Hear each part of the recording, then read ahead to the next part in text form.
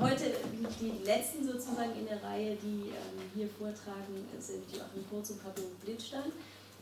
Joachim Kurtz ist Professor drüben auf der Bergheimer Seite, da wo wir alle auch hinziehen, 2018 am Heidelberger Zentrum für transkulturelle Studien und ist dort Professor für Intellectual History, also Geistesgeschichte, aber mit einem Schwerpunkt auf China, und deswegen haben wir ihn auch sind sehr freundlich empfangenen Abend, natürlich mit sehr viel Freude hier mit aufgenommen. Er ist hier seit 2009, war davor am Max-Planck-Institut für the History of Science in Berlin und da davor, oder beziehungsweise das war eigentlich nur eine Beurlaubung, um das wahrzunehmen. Damals war er Professor an der Emory University in Atlanta in Amerika, davor in Princeton am Center for Advanced Studies als Fellow und auch als Mitglied und davor noch in Erlangen-Nürnberg als Assistent und Assistant Professor. Er hat seinen PhD 2003 in Erlangen gemacht und war seither nicht nur eben in diesen ganzen verschiedenen Tätigkeiten, die ich schon genannt habe, tätig, sondern auch als Visiting Scholar an der Academia Sinica, die Sie in den Lebensläufen von vielen von uns schon gehört haben, also in Taiwan, und zwar auch an dem Institute of History and Philology, was viele von uns besucht haben. Er war eben am Max-Planck-Institut, was ich vorhin schon genannt habe, und er war Professeur invité am Centre d'études sur la Chine moderne et contemporaine in Paris und dann eben in Princeton davor. Seine Arbeiten sind in dem Bereich Intellectual History, wo er sich vor allem hervorgetan hat in einer Arbeit über The Discovery of Chinese Logic, die 2011 erschienen ist, aber jetzt auch durch die Clusterprojekte mit sozusagen befördert an einer ganzen Reihe von Bänden sitzt, die unter anderem Standards of Validity untersuchen oder Paratexts in Late Imperial Chinese Book Culture oder Fragen, die er auch schon im Unterricht hier behandelt hat, nach der nationalen Essenz. Also es gibt einen schönen Aufsatz, der heißt Disciplining the National Essence, Leadership Day and the Reinvention of Ancient China's Intellectual History, oder einen anderen, wo er Liang Qichao von einer ganz anderen Perspektive, als andere Leute ihn schon angeschaut haben, betrachtet, in dem Aufsatz, der da heißt Translating the Vocation of Man, Liang Qichao, Fichte and the Body Politic in Early Republican China. Sie sehen, dass in diesen Arbeiten es immer wieder darum geht, zu gucken, was denn eigentlich passiert, wenn Europa nach China und China nach Europa kommt und welche sozusagen Wechselwirkungen und Verständnisprozesse da stattfinden, beziehungsweise welche Erweiterung von Wissen das auf beiden Seiten bedeutet. Joachim Kurtz ist vor allem deswegen auch sehr bekannt, weil er nicht nur Bücher schreibt und Aufsätze schreibt und so etwas tut und tolle Vorträge hält, sondern, das werden wir gleich merken, sondern weil er auch in dem Bereich, der da heißt Digital Humanities, tätig ist und unter anderem eine Virtual Exhibition über John Allen gemacht hat, also einen der Missionare, die für den Wissenstransfer extrem wichtig waren. Außerdem die Digital Library of Western Knowledge in Late Imperial China, wo man nachgucken kann, alle möglichen Texte, und die ganz wichtige Database wissenschaftliche, wie heißen die, Western Scientific, Modern Chinese Scientific, bei euch heißt sie mal so, ne? Die heißt An Electronic Repository of Chinese Scientific, Philosophical and Political Terms coined in the 19th and early 20th century, wo sie diese ganzen Übersetzungsterminologien eben nachschauen und vor allem miteinander vergleichen können, was eine ganz, ganz wichtige Datenbank ist, die Sie über unsere Datenbanken hier oder eben über die Cluster auch abrufen können. Ich freue mich jetzt sehr auf seinen Vortrag, in dem es um Argumente um Leben und Tod ging. Das war ja auch angekündigt und ich hoffe, dass es Ihnen so viel Spaß macht, wie ich angekündigt habe. Vielen Dank für diese sehr lange Einleitung. Was da ja bei rauskommt, ist, dass ich so dies und das gemacht habe im Leben, aber es ein Gebiet gibt, auf dem ich noch nie was gemacht habe, und das ist Rechtsgeschichte.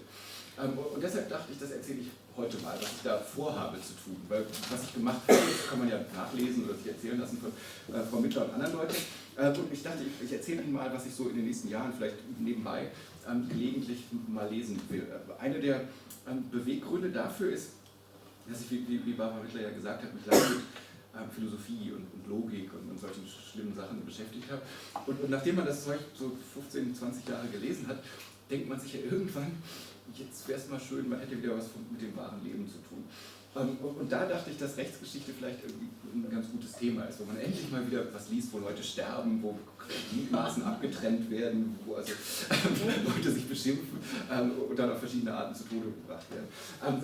Deshalb das, aber was ich hoffe heute zu zeigen, ist, dass es keinen kompletten Bruch mit dem darstellt, was ich so sonst treibe, nämlich Geschichte von Philosophie und Logik und vor allem auch Geschichte von Argumentation. Was Barbara Mittler ja auch erwähnt hat, da haben wir ein Projekt drüber im Cluster, das heißt Praktiken der Argumentation im spätkaiserzeitlichen China. Und diese Lektüre von Rechtsfällen, die ich jetzt begonnen habe, die ist im Grunde davon ein Teil. Was Leute, die sozialwissenschaftlich interessiert sind, wissen sollten, ist, dass mein Erkenntnisinteresse dabei absolut parasitär ist. Ich interessiere mich nicht fürs Recht, wenn ich das mal so sagen darf. Es ist jedenfalls nicht das, was bei mir im Mittelpunkt steht. Worum es mir geht, ist nicht zu zeigen, wie schön das chinesische Rechtssystem funktioniert oder was für Pathologien man da feststellen kann, sondern was ich eigentlich möchte ist, ich will mir den Schriftverkehr, den rechtlichen Schriftverkehr des Strafjustizwesens etwas genauer angucken und dann zweckentfremden für eine Rekonstruktion argumentativer Praktiken und der in ihnen verkörperten Maßstäbe von Gültigkeit. Das brauchen Sie jetzt nicht so ernst zu nehmen. Worum es mir geht, ist, wie Leute ein Argument gemacht haben. Weil der Magistrat auf Kreisebene musste ja irgendwann rechtfertigen, warum er einen Mörder zum Tode verurteilen wollte. Und deshalb musste er schöne Berichte schreiben, in denen er sagen musste, diese Zeugenaussage war glaubwürdig, diese hat gelogen, das war widersprüchlich, hier hat was nicht geklappt und deshalb habe ich den folgenden Schluss gezogen. Das ist für Praktiken der Argumentation natürlich eine Fundgrube. Vor allem deshalb könnte man sagen, weil diese strafrechtlichen Fallakten, um die es mir vor allem geht, also auf Chinesisch heißen die Xing'an, und die sie begleitenden Routineeingaben, die man da öfters findet, also diese Xing'an heißen die, eins der faszinierendsten Corpora von Quellen sind, die wir für die spätkaiserzeitliche chinesische Geschichte haben. Wir haben unheimlich viel von dem Zeug, von dem das Allerwenigste erschlossen ist. Also zum Beispiel, um eine Zahl zu nennen, im ersten historischen Archiv in Peking gibt es angeblich nur für die Ming- und Qing-Zeit Akten zu 1,4 Millionen Gewaltverbrechen. Davon sind die allerwenigsten veröffentlicht worden und noch viel weniger davon sind irgendwann mal gelesen worden. Wir haben dann noch verschiedene Provinzarchive in Nanjing, in Sichuan, insbesondere in Baxian, das ist ein ganz wichtiges Archiv, wo es nochmal so viele Rechtsfälle gibt, und auch auf Taiwan gibt es da noch einen unglaublichen Fundus, wo man sich Rechtsfälle angucken kann. Was daran interessant ist, wie Matthew Sommer das einmal bemerkt hat, das ist ein Rechtshistoriker aus Stanford, dass man durch diese Rechtsfälle vielleicht den klarsten, am wenigsten verstellten Blick auf die Lebenswelten von ganzen Bevölkerungsschichten im spätkaiserzeitlichen China bekommt, die sonst kaum je auffallen. Halt normale Menschen, irgendein Bauer auf irgendeinem Feld, der irgendjemanden totgeschlagen hat, wird auf einmal schriftlich festgehalten, um den kümmert sich sonst nie jemand. Und das Schöne daran ist, dass wir durch diese Rechtsakten in jüngeren Studien, die auf Chinesisch, Japanisch und teilweise auch auf Englisch erschienen sind, zu einem realitätsnäheren Verständnis von ganz verschiedenen sozialen Phänomenen gekommen sind. Man könnte dann nennen Prostitution, Ehebruch, den sogenannten Keuschheitskult, Homosexualität, ethnische Beziehungen in China, die Rolle des Staates auf lokaler Ebene und auch den Wettbewerb um immer knapper werdende Ressourcen von Land, Wasser und andere Dinge. Das heißt, durch diese Rechtsfälle können wir unheimlich viel lernen über das Rechtssystem, für die es interessiert, aber vor allem für die Lebenswelten im spätkaiserzeitlichen China. Und das ist etwas, was ich interessant finde und weshalb ich mich für diese Quellen ein bisschen interessiert habe. Insofern denke ich, dass auch so ein exzentrischer Seitenblick wie meiner aus der Geschichte der Logik auf Rechtsfälle vielleicht erlaubt sein soll. Nun habe ich ja heute nicht viel Zeit. Deshalb dachte ich, was ich mache, ist, ich erzähle Ihnen einfach mal ein Verfahren, einen Fall. Erzähle ich Ihnen nach und versuche zu verstehen, wie aus diesem Mord, der da geschehen ist, eine Akte geworden ist. Also wie sozusagen so ein Ereignis zu Text wird.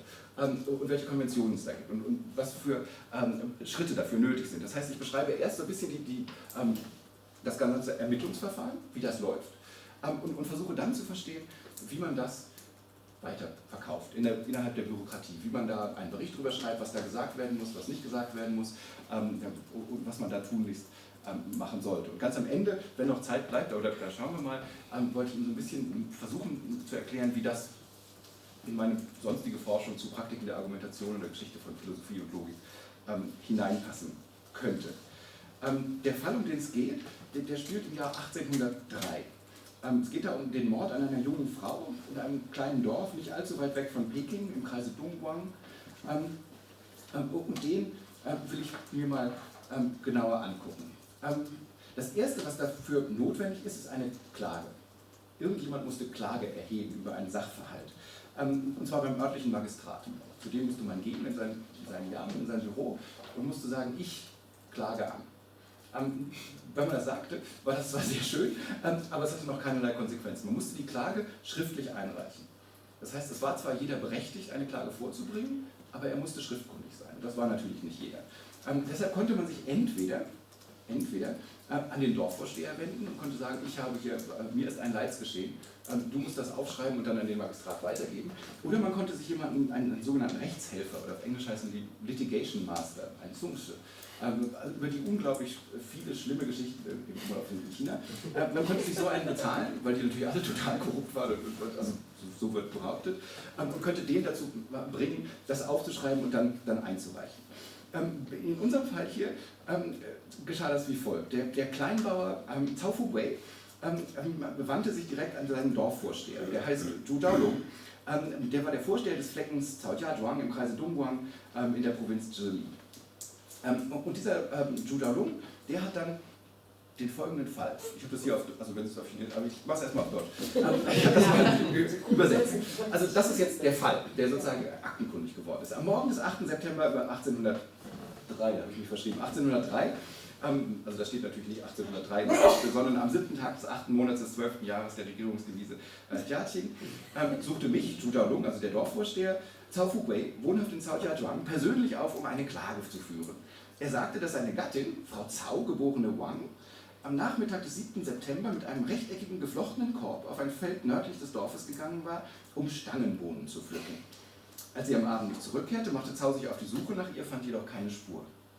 Heute früh, also am nächsten Tag, entdeckte er seine Gattin, Frau Wang, mit dem Gesicht nach unten liegend auf dem nördlich des Dorfes gelegenen Feld des Kangjinchang. Ein Baumwollgürtel war fest um ihren Hals gewickelt, da sie von jemandem erwürgt worden war. Cao bat mich umgehend, einen Bericht in dieser Angelegenheit anzufertigen. Ich habe daraufhin die Fakten überprüft und wir werden auch sehen, wie er das macht. Und bitte euch, den Magistrat des größeren Kreises, das ist ein gewisser Zhao Lun, nun eine Untersuchung einzuleiten, Verhaftungen vorzunehmen und so weiter. Am heutigen Tag, das ist so eine Formel, die man am Ende braucht, unterrichtete mich der Ehegatte der Verstorbenen, Cao Fu Wei, über diesen Sachverhalt und gemeinsam sind wir hier bei der Kreisverwaltung erschienen. Das heißt, man muss das dann auch zusammen überbringen, der Dorfvorsteher und der arme Mann, dem das Leid geschehen ist. Das ist der Verwandte der Frau, der das Leid geschehen ist. So, was wir da finden in dieser Klage sind, wie es die Konvention erfordert, in sehr knapper Form die beteiligten Personen, ihr Verhältnis zueinander, Zeit und Ort des Geschehens sowie die Umrisse des Sachverhalts und dann eine Bitte an den Magistrat, weitere Schritte einzuleiten. Im Fall von Kapitalverbrechen, also von Mord, wonach es hier aussieht, hatte der Dorfvorsteher und auch der Kreismagistrat keine andere Wahl, als dem Sachverhalt nachzugehen. Was sie dann als nächstes machen mussten, war die Beweisaufnahme. Und das Chinesische spare ich Ihnen mal, sozusagen, und sich an den Tatort zu begeben. Und dieses Begeben an den Tatort, das war nicht, dass da zwei Nasen mal auf das Feld gegangen sind und mal geguckt haben, sondern wenn sich so ein Magistrat bewegt hat zum Tatort, dann macht er das mit großer Entourage. Das gab also verschiedene Angestellte und Helfer, üblicherweise Privatsekretäre, Amtsdiener, Amtsbüttel, sogenannte Boten, Sänftenträger, sowie ein staatlich bestellter Leichenbeschauer gehörte dazu. Nun habe ich natürlich kein Bild, wie das da auf dem Acker in Dongguan passierte, aber wir haben auch so qingzeitlichen Zeitschriften, das hier ist aus der Blitstein Vorbau, haben wir so einen ähnlichen Fall. Sie sehen hier, das kann man es nicht richtig sehen, hier liegt jemand kopfüber in einem Weinfass. Also seine Füße gucken noch raus und der ist offenbar tot. wenn man das so sagen soll. Hier sind die Leute, die sich darüber unterhalten, wie tot der auch wirklich ist. Das ist ja wieder so ein Phänomen, die machen das Day One, einen Kreis bilden und gucken. Das ist ja eines der schönsten Verben in dieser Sprache. Und hier kommt der Magistrat in der Sänfte getragen mit allem seinem Gefolge rein.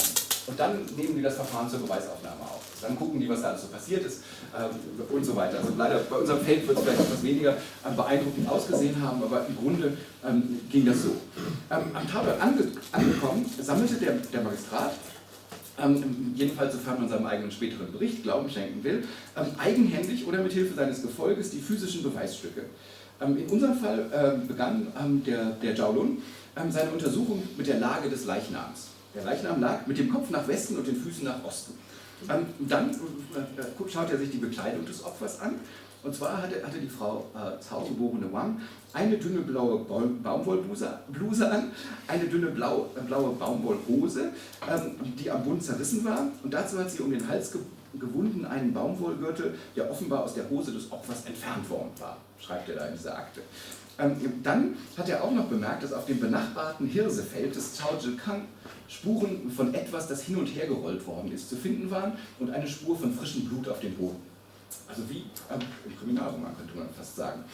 Neben dieser Blutspur fand er eine Haarspange und eine falsche Haarlocke, die Zhao Fuwei als Besitzstücke seiner verstorbenen Frau identifizieren konnte.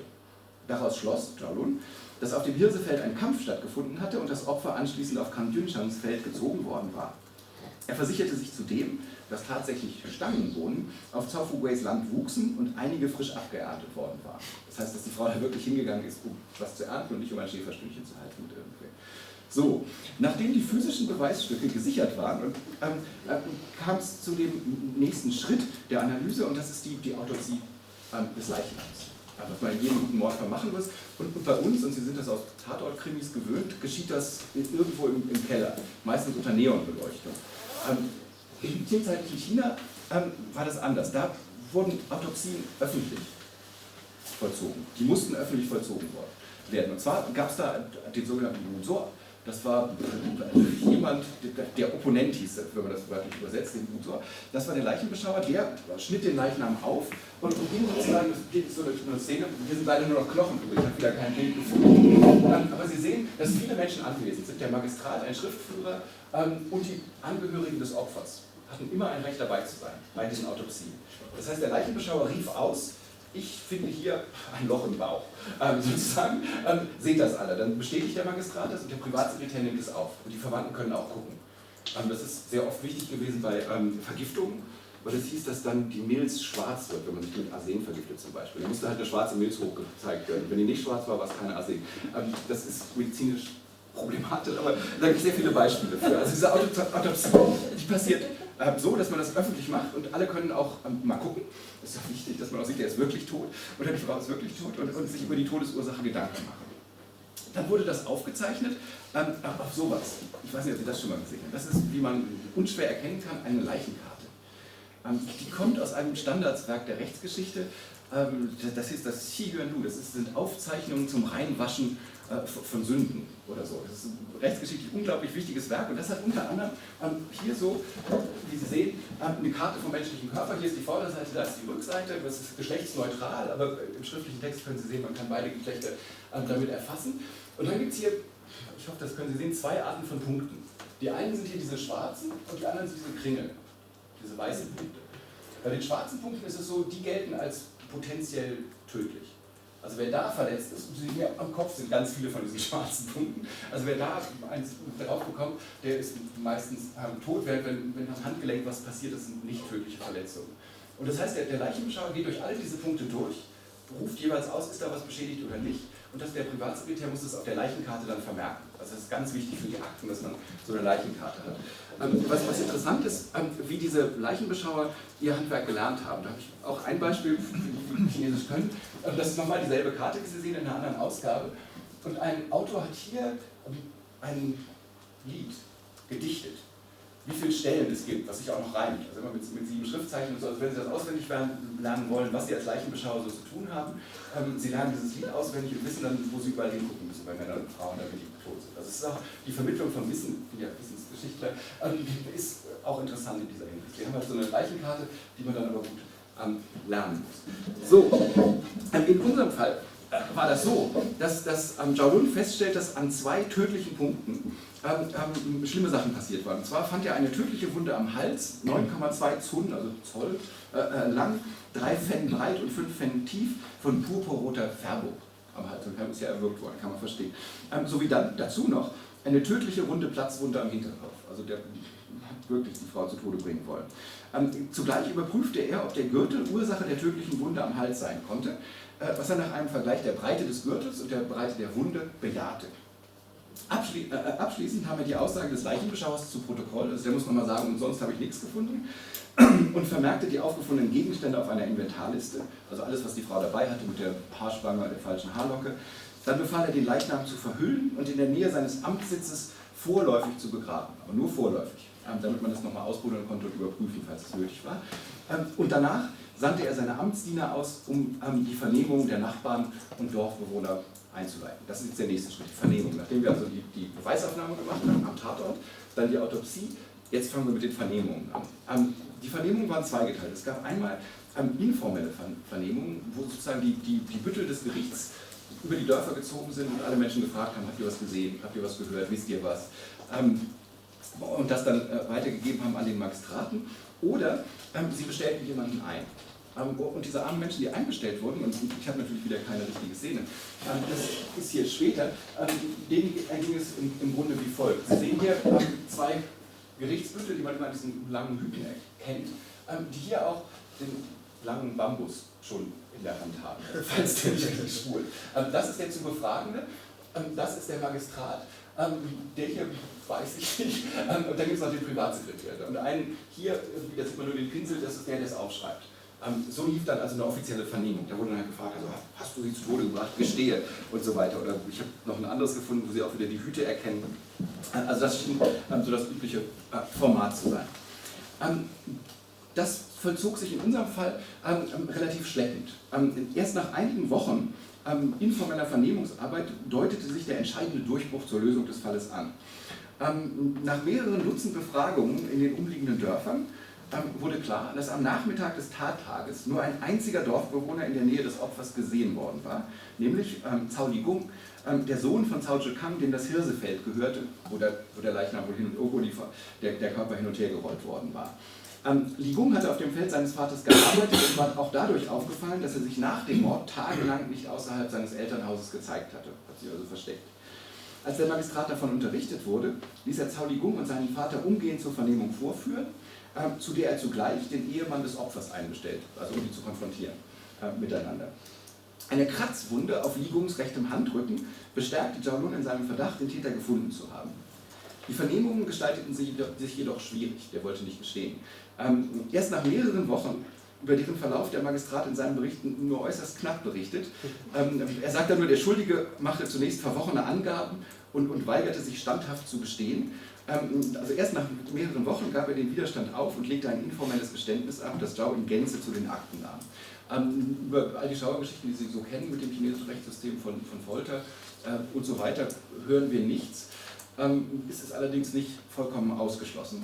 Wie Sie sehen, wenn wir jetzt zum nächsten Schritt fortschreiten, nach der Vernehmung, auch dem informellen Geständnis, kommt dann nämlich die Verhandlung, die formelle Verhandlung. Und die war wieder öffentlich. Das sah in etwa so aus. Also hier ist ein Bild auch wieder von ganz wann anders. Aber was Sie halt sehen, ist, dass hier sozusagen ist das Publikum, das Dorfpublikum, vor allem auch die Verwandten des Opfers konnten da sein. Und hier sehen Sie sehr schön aufgereiht die verschiedenen Folterinstrumente, die zur Anwendung kommen konnten. Also es war keine sehr erfreuliche Angelegenheit. Das heißt, der Beschuldigte wurde noch einmal vorgeführt. Alle Fakten wurden nochmal rekapituliert, es wurde alles nochmal, sozusagen Vernehmungen wurden nochmal nachgespielt anhand der Akten, also Sie mussten wieder genau das sagen, was Sie vorher auch schon gesagt haben, wenn nicht, hatte das für Sie schmerzhafte Folgen. Und dann wurde sozusagen öffentlich Recht gesprochen.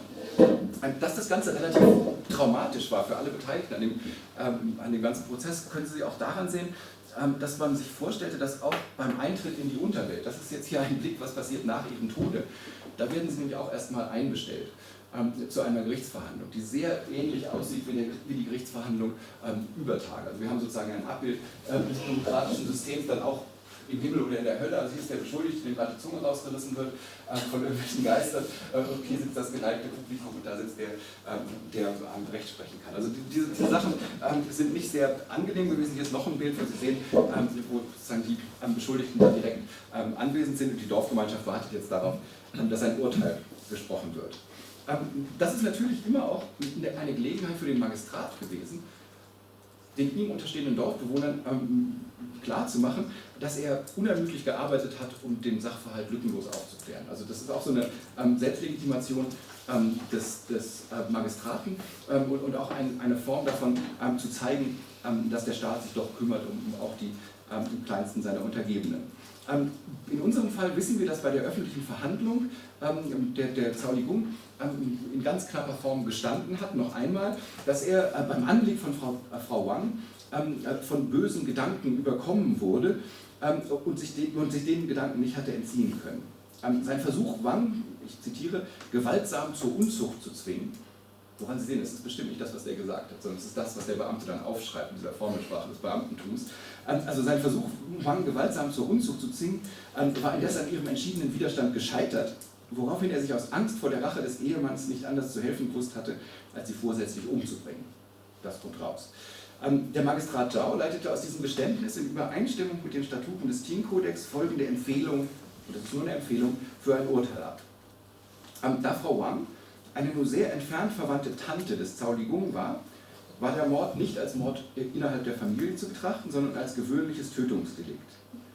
Das Strafmaß, das aus dem Substatut, es gibt Statuten und Substatuten jeweils im Qing-Recht, zum Mord an einer Frau unmittelbar im Anschluss an eine versuchte Vergewaltigung abgeleitet werden konnte, lautete Enthauptung ohne Aufschub.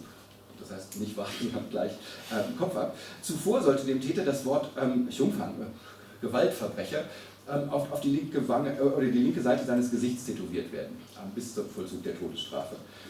Aufgrund ihres heroischen Widerstandes sollte Frau Wang posthum die kaiserliche Anerkennung als sogenannte tugendhafte Ehefrau zugesprochen werden, was finanziell keinerlei Vorteile hatte, aber immerhin die Familie reingewaschen hat, dass sie also schuldlos war an dem Ganzen. So, das ist im Grunde der Fall. Was wir feststellen können, wenn man den Fall weiter verfolgt, jedes Todesurteil in der Qing-Zeit musste vom Kaiser persönlich bestätigt werden. Das heißt, man konnte nicht auf Kreisebene einfach sagen, also ich habe den überführt, jetzt bringe ich ihn um, sondern es musste alles durch die verschiedenen Leitern der Bürokratie gehen und wurde dabei immer weiter kondensiert in der Berichtsform, weil der Kaiser natürlich keine Zeit hat, die ganzen Zeugenaussagen von Zauligung und anderen sich durchzulesen. Das heißt, es musste immer weiter reduziert werden. Und was besonders ist an diesem Fall, ist, dass es keinerlei Einsprüche gab, nirgendwo. Also das ist offenbar so schön alles aufgegangen, das Ganze, und der Sachverhalt war so klar, dass also überhaupt nichts mehr passiert ist und dass diese Enthauptung dann auch relativ schnell vollzogen werden konnte. Dafür verantwortlich, würde ich sagen, ist nicht nur, dass der Fall wirklich, oder offenbar, relativ klar war, sondern auch, dass die Narration des Falles in den Akten äußerst gelungen ist. Also unser Zhao Lun ist wirklich jemand, der gut schreiben konnte, und das ist, glaube ich, auch entscheidend für viele Aspekte des Rechtssystems. Was er da geschafft hat, ist sozusagen, er hatte sich eine Fähigkeit angeeignet, die Beamte vor allem im Selbststudium lernen mussten. Also es gab keine rechtswissenschaftliche Fakultät im Prüfungssystem. Es gab manchmal Fragen zu allgemeinen Inhalten des Rechtssystems, aber es gab bestimmt keine Anleitung, wie man mit einem Fall umgehen konnte. Dafür standen Beamten so Handbücher, Manuale zur Verfügung. Eins davon zeige ich Ihnen jetzt hier mal. Das erschien in den 1760er Jahren irgendwann von einem gewissen Wang Youhuai, Wang Youhuai, das heißt Ban An Yao Lü, also das eine kurze Anleitung, wie man mit Rechtsfällen umgeht. Und das war etwas, was viele Beamte, wir haben unheimlich viele Kopien von dem Ding, was viele Beamte zu Hause hatten, weil der Dorfbeamte verantwortlich für die Rechtsprechung war. Und Rechtsprechung in diesem Fall heißt Beweisaufnahme, Urteilsfindung und Weitergabe des Ganzen. Und da wurde einem sozusagen beigebracht, was man macht, wenn irgendjemand ermordet wird, wenn es Streitfälle um Eigentum gab, Beleidigungsfälle oder alles Mögliche. Von den 13 Kapiteln sind allerdings 3 der Darstellung von Fällen gewidmet, weil offenbar ist das ein besonders wichtiger Aspekt, dass man aufzeichnen kann, was man gemacht hat. 2 davon habe ich mir jetzt etwas genauer angeguckt. Das eine heißt das ist die Darstellung des Beweisverfahrens, wie macht man das? Und das zweite, das sehen Sie hier, das ist das Zhugung, das ist sozusagen, wie bereitet man Zeugenaussagen auf. wie vermittelt man das, was man da gehört hat. Und so. Und was Sie hier sehen, also die schon ein bisschen gelesen haben, ist irgendwie ein sehr schönes Zitat am Anfang, heißt es also Schriftsteller, Leute, die Texte verfassen, die machen das, die stellen Worte auf in Vertretung der Heiligen und Weisen. So, das machen der Schriftsteller, also sie sagen etwas, was so ähnlich die Heiligen und Weisen auch hätten sagen können. Derjenige, der aber Zeugenaussagen zusammenfasst, der muss es verstehen, dass auch die Gemeinen den Sinn der Worte verstehen. Also es ist unheimlich wichtig, dass man klar macht, was da passiert ist. Und dann werden 6 Prinzipien aufgestellt. Und die zeige ich Ihnen. Also 6 Prinzipien, wie man das am besten macht. Da gibt es sowas wie Folgerichtigkeit, Konsistenz und Vollständigkeit, Korrespondenz von Angedeuteten und Ausgeführten, das erkläre ich gleich noch, die Betonung entscheidender Punkte für den Leser, der danach kommt, das Kondensieren und Vervollständigen, was interessant ist. Also man muss alles zusammenschnurren lassen und wenn irgendwie was nicht gesagt ist, dann muss man sich das zusammenreimen. Also praktisch eine Einladung zur Spekulation. Und am Ende, ganz wichtig, man muss Stilsicherheit beweisen und die Kohärenz des Ganzen sicherstellen, damit der Leser dann auch wirklich schluckt, was da rauskommt. So, was das bedeutet, unser Zhao-Lun war offenbar sehr versiert da drin, ist im ersten Fall von Folgerichtigkeit. Da musste man als Autor die unterschiedlichen Aussagen und Indizien, die sich im Laufe der Ermittlungen gesammelt hatten, zu einer widerspruchsfreien Chronologie der Ereignisse zusammenfassen. Das heißt, da musste man sagen, das ist passiert, das ist passiert, das ist passiert und hier sind jeweils die Beweise. Ja, ganz klar, das sollte man schon machen. Das zweite Prinzip der Konsistenz und Vollständigkeit zielt auf ein lückenloses und klar strukturiertes Narrativ, in dem sowohl die äußeren Umstände als auch die inneren Beweggründe der in einem Verfahren verstrickten Personen deutlich werden. Das heißt, man muss dann auch sagen, warum hat Zhao Ligung die Frau Wang gemeuchelt, weil er diese Gedanken, von denen er selber gesprochen hat, nicht hat herbergen können. 3 und 4 sind im Grunde Anweisungen zur Leserführung. Man muss dem Leser manchmal was andeuten und dann sagen, also hier zeichnet sich schon ab, dass es der Zhao Ligung war und dann eine Seite später sagt man, und jetzt habe ich ihn überführt. Das ist also ein literarischer Trick, den man machen soll, auch um sich als Magistrat nochmal in ein gutes Licht zu stellen, wo man sagen kann, ich habe es ja schon gleich geahnt und da kam dann auch gleich der Beweis. 4, die Betonung entscheidender Punkte und Klarheit der Übergänge ist, dass man sehr strukturiert berichten muss. Jetzt habe ich das gezeigt, jetzt habe ich das gezeigt und jetzt haben wir den finalen Beweis erbracht. Das ist vor allem wichtig bei der Vorstellung von Personen, Orten und Ereignissen, dass man halt immer sagt, wo kommt jemand her, wann ist was und wo ist was passiert und da präzise ist. Bei 5 und 6 geht es darum, eine unklare Beweislage nach Möglichkeit zu vermeiden. Das ist da sehr neutral. Aber eine unklare Beweislage nach Möglichkeit zu vermeiden, ist natürlich auch eine Einladung, vielleicht etwas spekulativer vorzugehen, als wir das heute nach Rechtsmaßstäben gerne hätten. Punkt 6 schließlich bezieht sich auf anerkannte Kriterien gelungener literarischer Darstellungen, die das einfach lesbar machen und am Ende nochmal zusammenfassen, warum dieses Urteil so wichtig war. Daraus soll sich dann folgerichtig die Entscheidung über Art und Grad der Schuld sowie das angemessene Strafmaß ergeben. In Zhao-Luns Eingabe zu unserem Fall ist das wirklich wunderbar gelungen. Zhao bedient sich dieser Prinzipien und stellt ein tatsächlich auch literarisch gelungenes Narrativ zusammen, indem er geschickt schon in frühen Phasen der Beweisaufnahme vermeintliche Intuitionen seinerseits über den tatsächlichen Tathergang einfließen lässt, die sich dann im Verlauf der Ermittlungen präzise bewahrheiten. So gelingt ihm ein Bericht, der nicht nur den Idealen von Folgerichtigkeit und Lückenlosigkeit genügt, sondern auch Raum lässt für das ausführliche Porträt eines idealen Magistraten, also sich selber, der zu gleichen Teilen Strenge, Fairness, Menschlichkeit und Unbestechlichkeit verkörpert. Am Ende des Verfahrens, schreibt er auf, werden sogar die von Frau Wang gepflückten und in den Monaten seit ihrem Tod vertrockneten Stangenbohnen an ihren trauernden Ehemann zurückgegeben, damit auch da kein Rest von Bestechlichkeit übrig bleibt. So kommt nicht nur die Gerechtigkeit zu ihrem unausweichlichen Triumph, sondern wird auch die vom Kaiser garantierte und vom Magistrat auf lokaler Ebene repräsentierte kosmische Ordnung bestätigt. Das ist sozusagen der Fall, den man sozusagen als Ereignis einerseits gesehen hat und andererseits noch in Verschriftlichung. Was ich daran interessant finde, und das mache ich jetzt ganz kurz, ist, dass ich denke, wenn man nicht vielleicht 1,4 Millionen, aber wenn man ein paar hundert von diesen Mordfällen sich mal zu Gemüte führt und mal schaut, was es noch für Ratgeber gab der literarischen Darstellung, was es noch für Manuale auch auf höheren Ebenen gab, um diese Darstellung zu überprüfen auf ihren Wahrheitsgehalt, auf ihre Stichhaltigkeit, dass man da sehr schön sehen kann, was implizit, zumindest innerhalb des Rechtssystems, als Maßstäbe von gültigen Aussagen verstanden worden sind. Man wird dann hoffentlich zu einem Repertoire von Bewertungswörtern kommen. Dies ist glaubhaft, einsichtig, widerspruchsfrei oder so. Was uns jetzt noch fehlt, etwas logisch vielleicht relevanter ist als viele dieser philosophischen Texte, die ich so in meinem früheren Leben habe lesen müssen. Ich mache das Ganze, also nicht nur, weil ich gerne Krimis lese und weil ich irgendwie Mordfälle relativ unterhaltsam finde, was also eine etwas morbide Faszination sicher nahelegt, sondern weil ich denke, dass man das für Praktiken der Argumentation, wenn man verstehen kann, wie wirklich argumentiert worden ist in China, wie wirklich gedacht worden ist, also nicht wie die Philosophen gesagt haben, dass angeblich gedacht werden sollte, sondern wie tatsächlich gedacht und argumentiert und beschrieben worden ist. Wenn man da näher rankommen will, ist das ein guter Weg. Das Ganze ist Teil eines größeren Projekts, das ich mit verschiedenen Kollegen zusammen betreibe, wo wir uns nicht nur Recht als Diskurssystem angucken, sondern auch andere Bereiche, zum Beispiel die Geschichtswissenschaft. Wie werden historische Vergleiche legitimiert? Also wenn irgendjemand sagt, was ich hier vorschlage, stimmt exakt überein mit dem, was der legendäre Kaiser schon im 3. Jahrtausend vor Christus, im 2. Jahrtausend vor Christus gesagt hat, dann fragt man sich, warum ist das plausibel? Warum wird sowas geglaubt? Und warum ist ein anderer Vergleich, der sich auf einen anderen Kaiser bezieht, weniger wirkmächtig? Also das ist so eine Frage. Historische Analogien beschäftigen uns. Wir gucken auch in Astronomie, Mathematik, Medizin, das ist auch wunderbar. Also ich habe einen medizinischen Text neulich mal gefunden in der Stabi in Berlin. Und zwar ist das Handbuch eines Quacksalbers. Also ein Arzt, der deutlich keinerlei Ahnung von Medizin hat. Und das ist geschrieben für seine Söhne, die das sozusagen das Family Business weitertreiben sollen. Und das ist so ein Ratgeber, wie man die Patienten davon überzeugt, dass man Expertise hat. Dass das, was man ihnen antut, sozusagen positiv ist. Also wie man als Quacksalber überleben kann.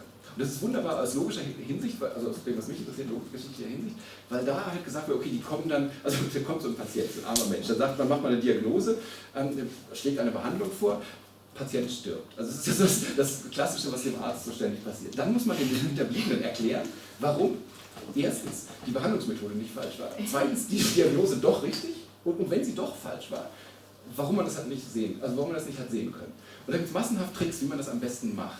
Und das ist halt mal so dargelegt worden. Es ist nicht gedruckt worden, sondern es ist halt unschuldig, das irgendwo mal gekauft auf irgendeinem Markt. Und man weiß nicht genau, von wann das ist und so.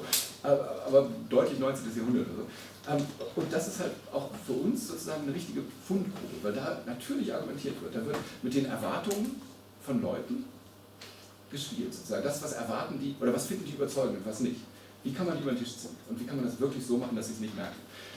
Und das ist natürlich für so Projekte, die so jemand wie mich interessieren, eine schöne Sache. Und ich finde das halt so nach 20 Jahren Philosophiegeschichte, und ich spare Ihnen jetzt das Ganze, was ich da so gemacht habe, finde ich das einfach viel erfrischender und denke fast, dass ich vorher gemacht habe, das kann man mal lesen, aber das kann man auch gerne in die Tonne treten. Man sollte lieber mal gucken, was man so aus dem wahren Leben lernen kann. Das betreibe ich also so im Moment, jetzt habe ich schon so lange geredet.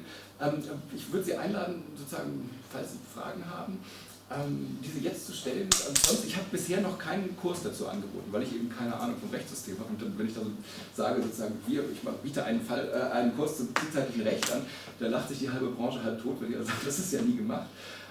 Trotzdem würde ich das gerne mal machen. Sie würden dann sicher nicht viel über das Rechtssystem lernen, aber vielleicht etwas über Praktiken der Argumentation. Das wäre auch eine Frage, ob ich das mal machen soll oder ob ich lieber bei den inhaltsschweren Themen bleiben soll, die ich sonst so unterrichte. Und damit danke ich erstmal. Falls Fragen. Dann machen wir eine Fragerunde dazwischen, direkt dazu. Wer hat? Also vielleicht jetzt eine kurze Frage. Und zwar, weil Sie gesagt gesagt haben, dass der Kreis eben auch relativ schnell zum Kaiser durchgegangen ist. Was heißt relativ schnell? Ja, das dauert natürlich eine ganze Weile. Also das geht so in verschiedenen Stufen. Das muss dann vom Kreis, das muss dann irgendwann in die Provinzhauptstadt, dann muss das bestätigt werden. Ja. Wenn das bestätigt worden ist, ist es weitergeleitet worden in die Hauptstadt. Wenn es da bestätigt worden ist, nochmal, dass die Todesstrafe ausgesprochen wurde, muss es dann irgendwann zum Kaiser gebracht werden. Aber auch bei dem ist es nicht sofort angelangt. Es gab im Herbst immer die sogenannten Herbstassisen, die eine sehr lange Tradition haben. Das heißt, in jedem Herbst gab es nochmal eine Review, da geht es nochmal die ganze Leiter runter und dann wieder rauf.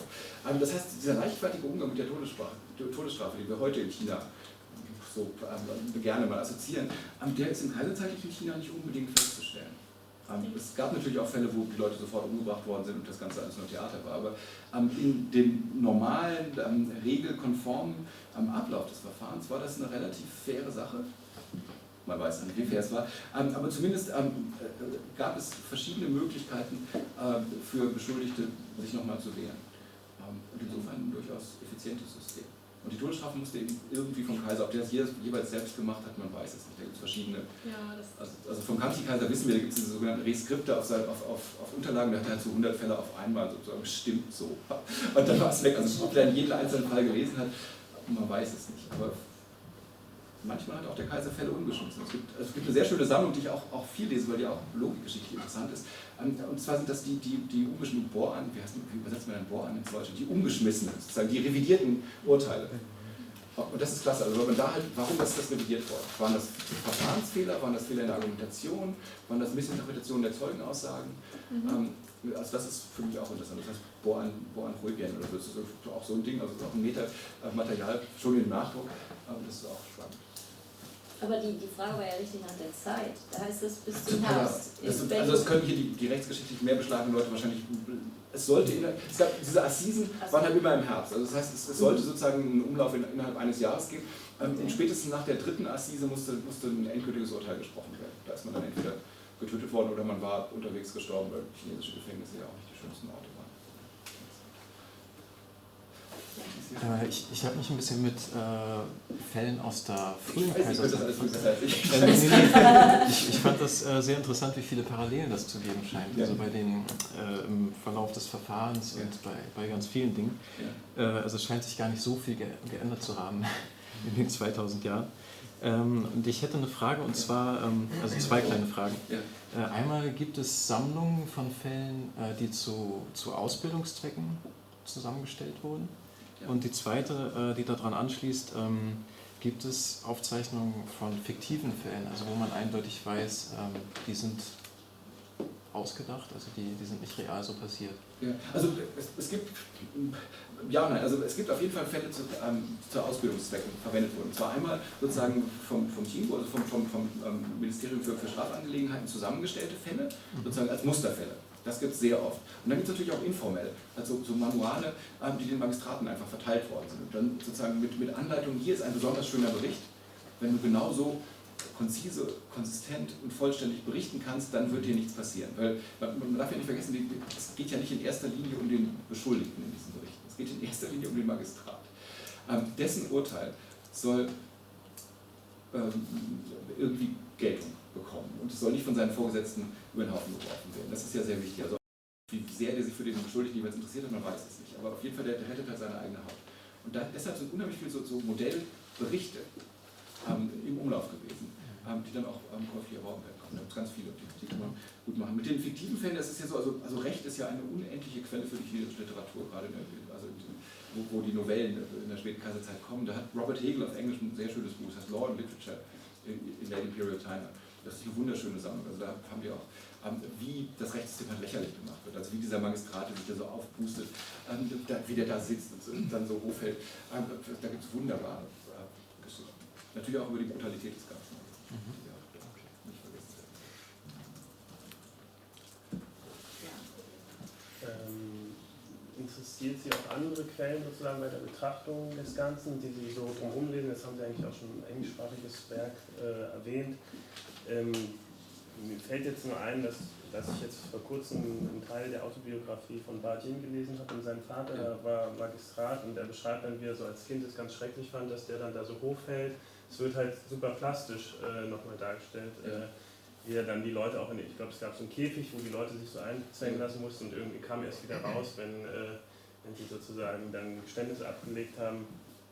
Oder sozusagen ist der Fokus wirklich eindeutig auf diesen 1,4 Millionen Rechtsfällen? Nein, ich muss natürlich zusätzlich zu den 1,4 Millionen Fällen noch viel mehr lesen. Nee, klar, mich interessiert alles. Also weil gerade Parodien des Ganzen oder Kritiken an dem Ganzen sind ja sehr oft relevant, um zu verstehen, wie die argumentiert haben.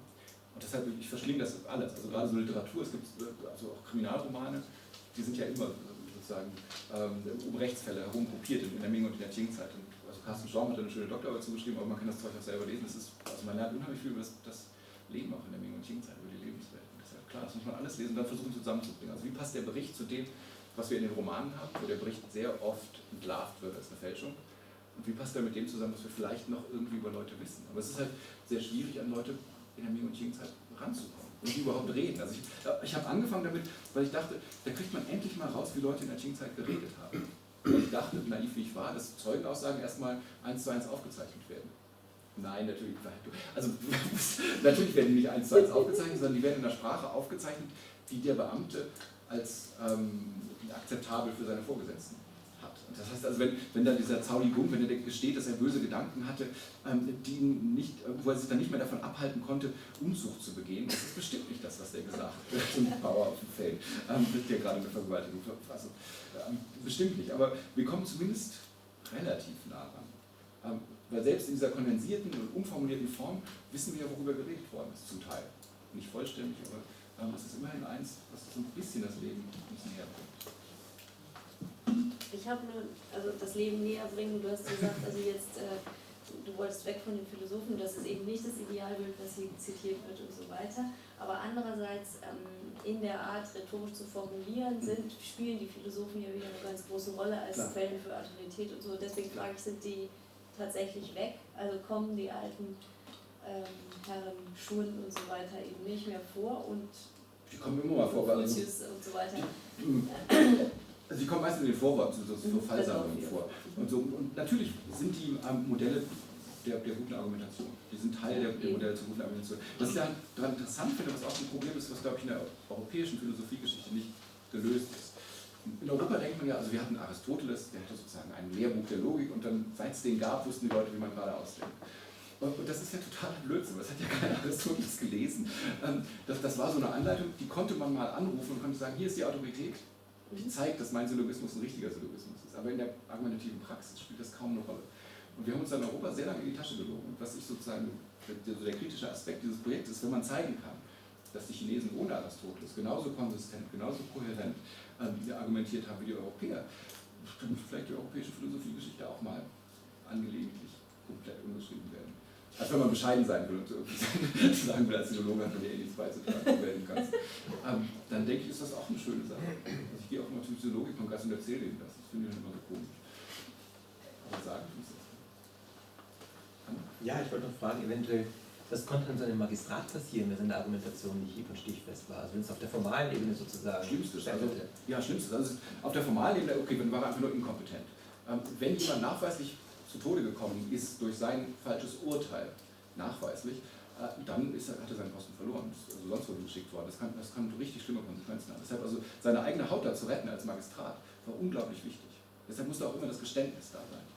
Weil dann kannst du sagen, ich hatte es ja selber gesagt, war ja nicht ich. Und das Geständnis haben sie dann halt durch verschiedene schöne Mittel sozusagen aufgekriegt. Also ist fast niemand, soweit ich weiß, in der Qing-Zeit fast niemand hingerichtet worden, der nicht irgendwie gestanden hätte. Das ist ja ein bewährtes Mittel, ja. Ja. Kennt man ja. Kennt man ja. Gut, sollen wir weitermachen oder habe ich noch jemand übersehen? Von hier? Nee? Okay, dann herzlichen Dank. Danke für. Falls Fragen, das habe ich an meiner Tür hängen für Sprechstundenfälle. Dann können Sie jederzeit gerne kommen. Aber ohne den Bambus. Mit Bambus. Das Bild hängt damit. Ja, so the next speaker is Pablo Blitstein. Pablo Blitstein received his PhD in 2012 from INALCO and the time of his dissertation had to do with political arguments, literate knowledge, imperial power in the 5th and 6th centuries in southern China. And before that, he also did an MA and his maîtrise in Paris. And before that, though, he got a licenciatura in 2006, which I want to recite because it's important. This was not in Chinese studies at all. It was in ancient Roman and Greek philology.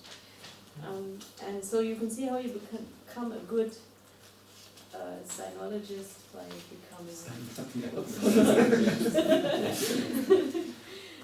Anyway, he works now at the HCTS, the cluster, Asia and Europe in a global context, in this research group towards a global history of concepts, which is directed by, among others, Joachim Kurtz, Rudolf Wagner, previous professor of Chinese studies here, predecessor of Evidenz, Monika Juneja, who is a art historian doing global art history, and Drew Frieden, who is a historian of intellectual history. He is now at the cluster a assistant professor, and he has published widely on the China, sort of medieval China, which is that China of much earlier than our medieval times. He has also published on literature as a sort of system, if you want. There's one article forthcoming, From Ornament to Literature, Some Reflections on an Uncertain Substitution in the 19th and 20th Century, and other essays that also in Spanish and other languages. There are 12 languages that he can speak, read, write, formulate in, and I will let him do this in English with his presentation today, which I think has to do with authority and literature, right? Okay. Exactly. Yeah. Thank you. Well, thank you for being here. Well, I promised in my title that I would talk about literature, and I called it this strange institution. Well, I took that expression, strange institution, from somewhere else. It's not my invention. But what I meant by that by this label I give to literature as something strange, is that actually when you think it over, this idea of literature is something very strange. Not because literature is more strange than anything else, any historical phenomena, but just because when you think it over, when you think that literature is actually an institution and even an idea, a concept that actually emerged in the last 2 centuries of world history, and that happens to be more the exception than the rule, its existence in world history, then you have to wonder whether this idea was actually natural as something that comes with the history of writing, or whether it's just one twist, a conceptual twist that happens to the ways we understand writing in the history of humanity, and a very short one maybe. And actually, when I say literature, I'm referring to a very particular idea developed, that in the case of European history, actually developed in the last 2 centuries.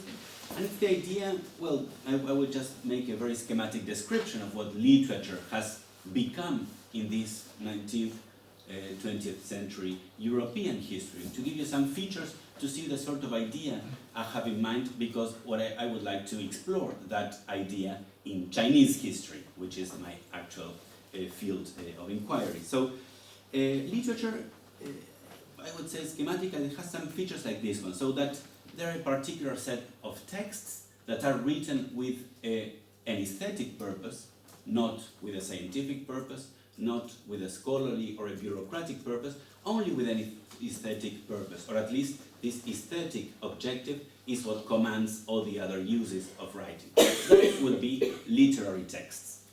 Then those literary texts, and that's what happened in the last 2 centuries, is that it's supposed that these texts deserve some sort of, at least they deserve, it's an idea, they deserve a juridical protection from either political or moral constraints. It's the idea that since you're writing for only aesthetic purposes, no one can attack you, or can criticize you, but no one can tell you or judge you on the basis of what you say, for example, in a novel or in a poem, because it's only for aesthetic purposes. And so that's something very particular of the institution of literature in the last 2 centuries. And then Another idea which comes with this particular conception of literature, which, as I said, is mostly the exception and like the rule, but it's an idea which certainly exists, is that literature or literary is not a form of writing. That is, it's not literary writing. That is something,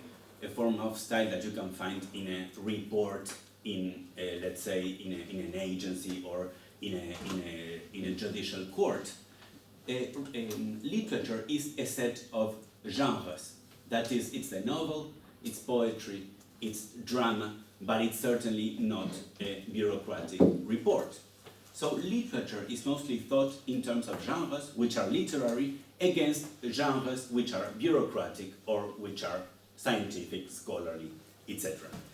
This idea, which we can subsume under the general topic of the autonomy of literature, well, is something very new. And if you just take the history of the word literature in European history, which is actually very related to the history of the word in Chinese history, when you take just this word literature, before the 18th century, in early modernity, you could say, for example, that you had literature. I have literature. And why? Because the word meant a particular form of knowledge, the knowledge of letters, the knowledge of good style, of good writing. That is, that one knew how to write an elegant text, but that elegant text could be found in many different genres, not only poetry, but also, for example, in a report to a cardinal or a pope in early modern Italy. So this idea of having literature is something that existed until in the 18th century. This word literature started being thought as a particular sphere of human activity in the way I have just told you.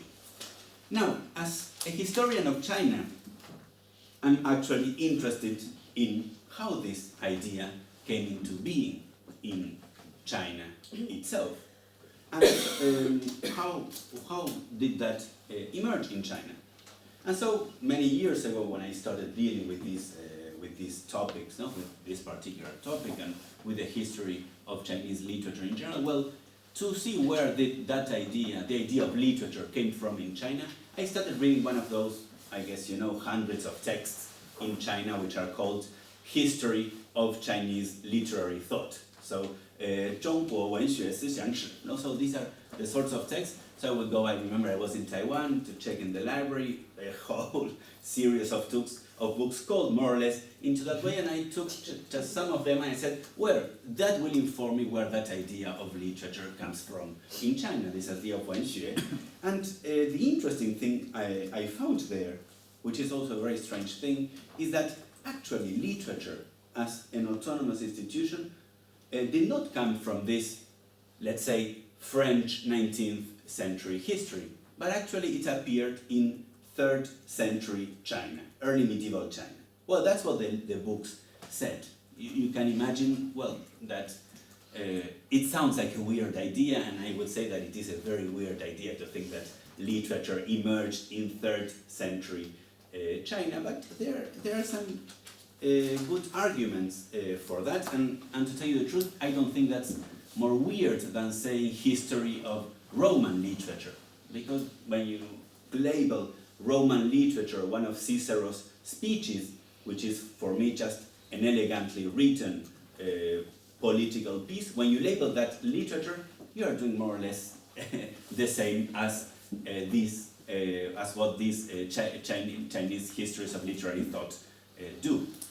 Now let's take a look, let's take seriously those arguments to justify that literature emerged in medieval China. And actually many of those arguments that we find in the histories of Chinese literary thought come from a 1927 lecture that Lu Xun, whom I guess you've been dealing with here because of in Emily's talk, or I guess you've mentioned him widely here, so you must know him. He gave very precise arguments to say not only that literature emerged in 3rd century China, but also that art for art's sake existed already in the 3rd century in early medieval China. And so you know, art for art's sake that's the Théophile Gautier main slogan to fight for the autonomy of art, and it was very important in the history of literature to turn these ancient words, literature, into this modern institution that we know nowadays. So the arguments of Lucian were the following. So in the 1920s, he said, well, in 220, it was the end of the Han dynasty, that 4-century-long empire that all of a sudden, after a period of chaos, fell. And then came a period of political fragmentation in which the imperial power was very weak.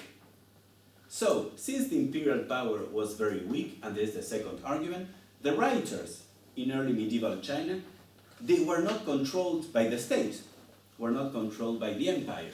So, writers could just devote to writing for writing in its own sake, write very beautiful text, and express their feelings. So that's Lucian's argument. And besides that, to foster their literary imagination, writers, and this is a very important argument, consumed drugs and drank heavily, lots of alcohol, so that their imagination could fly freely and so that they could write very strange texts. So that was the argument. It's an important argument because what he meant is that sort of writing had no practical concerns at all. That's why that was literature. That's why, at that period, and that's what Lucian said, these people who got drugged and who weren't controlled by no one could develop this idea and eventually institution of art, of literature for literature's sake, and it was for him the time of the self-discovery of literature, of self-consciousness of literature. So he says, 文学自觉, so it's taking consciousness of literature. So the idea behind this was that actually literature has always existed. It is a distinct sphere of human activity, and in the 3rd century in China, it was discovered, it was brought to history thanks to these people in the 3rd century. Now, of course, after this, I just wanted to check how literature emerged in the 3rd century. I wanted to study this period of early medieval China to see, well, if this is the time when literature came into being in China, then let's study what happened between the 3rd century and the 6th century, which is the time in which literary writing seemed to have developed in China. Now, unfortunately, I didn't find literature, but I found something else, and that's what I think is more interesting. That's what I think is more interesting, the thing. So what I did was to focus, on the one hand, on what these writers, actually all of them, what we would say mandarins, scholar officials, literati, that is, imperial officers or potential imperial officers, wrote, where they wrote, and who they were, what their status was. So what they did with writing, that was one thing. And on the other hand, I wanted to see how they understood what they were doing. What did they think of writing, of that tool they used on a daily basis for either bureaucratic, literary, or scholarly purposes, if we can make that distinction for medieval China. And so I studied what I would call our treatises about writing. So I could mention many of them because early medieval China is indeed a period in which some of the most important treatises on writing in imperial history have been written. So I could mention in the 3rd century the discussions about writing, so about Cao Pi, one emperor, or then I could mention the literary mind and the carving of dragons, which was written at the end of the 5th century, or a very important anthology, the selection of refined text, the Wenxuan, so which was written, actually compiled at the very big, in the 520s, so in the first half of the 6th century, which has a preface in which the importance of writing and the ways of how good writing should be produced is explained. And there's even history of writing, and there is an analysis of genres, so there are lots of things which are dealt with in these different treatises on writing. I studied to see the way these people rationalized their own activities with writing. Now, of course, I did not find literature, but I found very elegant and very beautiful texts.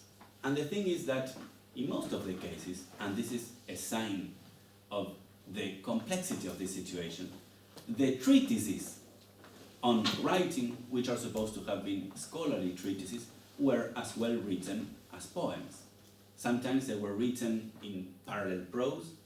Parallel prose is a form of prose which is very close to verse, to poetry, so with metrics, and it was very close.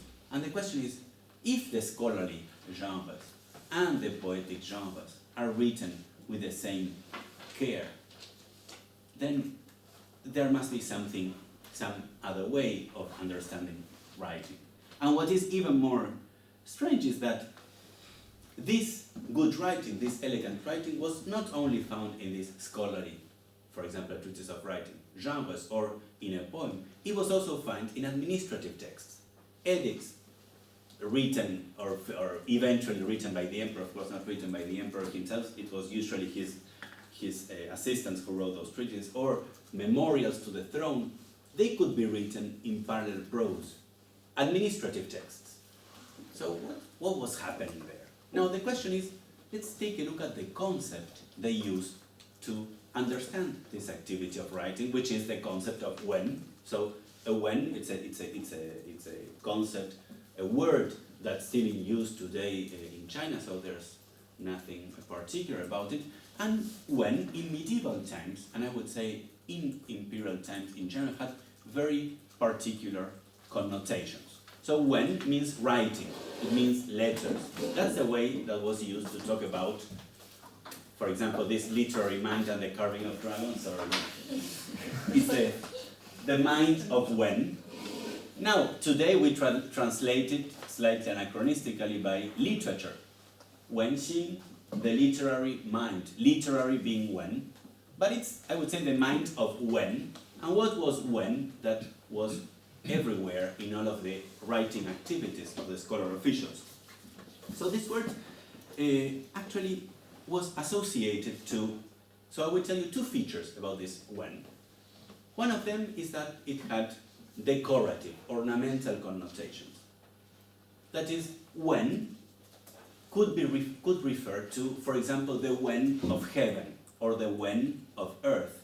That is, it was the ornament of heaven. Ornament of heaven, that means stars, that means the sun, so the ornament of heaven. Then the ornament of earth, you could say, called when. The ornament, for example, mountains and rivers, that's the ornament of earth. And then it could also be the ornament, the marks on the furs of the animals, for example, the ornament of the fur of a tiger. That could be also when. And then we come to more closer uses to writing. So it could also be the decorative patterns on a vessel, or recipient. You have, imagine just a chow vessel, and then you have there decoration. That could be when. And then you could have that decoration on a vessel could be characters. So those characters, which were the decoration of the vessel, and which happens to be writing, is also when. And through that meaning, and it is partly a mythical and of course and a real history, through those uses of when, one came to the idea that when was writing. But then it went on, because in, for example, the literary mind and the carving of dragons, you will find that when is then the ornament of men. That is, what you say and what you write is your ornament, is your decoration, as much as your own clothes or your elegant behavior. Because that elegant behavior could also be when. That was another way of calling when. And then, through that, since virtuous men write elegantly, that when could be the decoration of the person and of the whole court, of the imperial court and of the whole kingdom. So you find all of those different connotations associated to when in treatises about writing. So partially mythical, partially really related to it's the same concept, partially related to the history of when. And the second feature of when now talking about when as writing, was what I already told you. That is, it was a form of ornamented writing that could eventually extend to the whole of the written production of the scholar official. That is, if he had to write a report, a memorial, a poem, because you could be taken into the imperial services because you were a good writer of poems. That was one reason why you could get into the imperial service. So a poem or a historiographical work, all of that could be the object of when. So there are these two features. On the one hand, when as ornament, on the other, when as an all-encompassing form of writing that did not know boundaries of genres, as modern literature does, but the boundaries of only elegant writing of the scholar official who has to serve the court and the empire. Now this is, as you know, or as you can see, actually very not a literary language. It is, on the one hand, a ritual language, because when was related to the ritualized behavior of the scholar official, and it was a political language. It was the sign of status of the scholar official who could ornament or decorate all of the things he had to write while he was in the imperial administration. So these are two main features of when. And so the thing is, when I come to exactly the same period that the idea of literature, in the way I told you it was developed in Europe, that is the 19th century, I find that these very texts that discussed when writing in medieval China are re-emerged and are read again by scholar officials in the 19th century. One eminent example is Zhuang Yuan, so the one who edited the 13th class, the edition we still use, but I mean it's the whole so-called Wenxuan school, the school of the selection of refined writing. That is, they take the name of the medieval anthology to characterize a whole group of literature in the 19th century. So these discussions become widely present in the 19th century and play a role in the way when is reconceptualized well into the 20th century. Now, at the same time that Europe is discussing the concept of literature, we find those discussions in China. The question then, the initial question was, where does then the history of, or at least the concept of literature come from in China? And I will be, I know that I do not have a lot of time, but I would like to tell you just something with the way in which I think this question should be dealt with when we talk about literature in contemporary China. So what's the emergence of literature? Yes, if we think of the European-inspired institution, then of course it starts appearing in the 19th century through an interaction between the vocabulary to talk about when and the translations of European theories of literary theory and literary criticism. So that's an art theory. So that's a clear relation. But my question is not that. My question is, what created the conditions that made that these men of letters, who were still imperial officers in the late 19th and early 20th century, what were the conditions that made them think or rethink the concept of when and put it together with the concept of literature? So that's the question. And what I think is, and I think that the way to think about that is not to think, as it is always said, that the concept of literature had an intrinsic value and that it came with the authority of Western learning, and so it was imitated. I don't think that's the explanation. I think that the explanation is that another concept, a new concept, because it didn't exist before, that is the concept of nation, changed the way in which when had to be thought. And I will finish with one thing, and to say it. When I say that it was related to the concept of nation, it is related to, it is for this reason. the wen, as I said, this ornamental and all-encompassing wen, was taken as the tradition of the scholar officials. The scholar officials, or eventually one could say, for example, monks, who were also inspired by this point of reading, not Buddhist monk, for example, but I'm talking about the scholar officials. They recognized in wen, in this concept, their own tradition, their own traditions of writing that came eventually from the canonical books, from the Confucian classics coming from antiquity.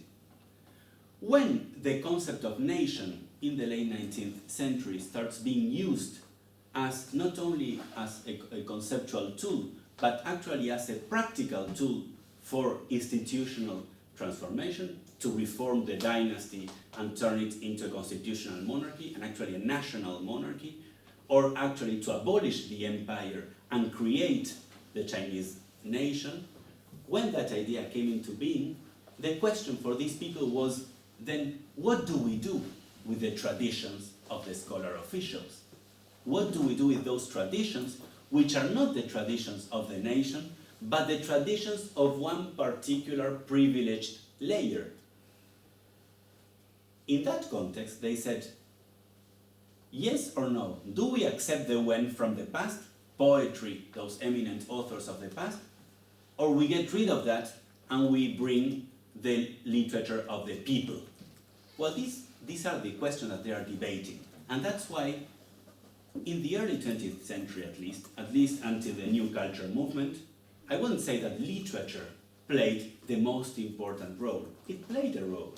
This concept coming from Europe, it played a particular role, and some people, of course, took inspiration from, let's say, German idealism or from the idea of art for art's sake. But there were other ways of reconceptualizing wen as a national tradition that was based on these ancient features of either ornament or its all-encompassing character. And I will tell you these two strategies that were used in the early 20th century, and we'll finish with that.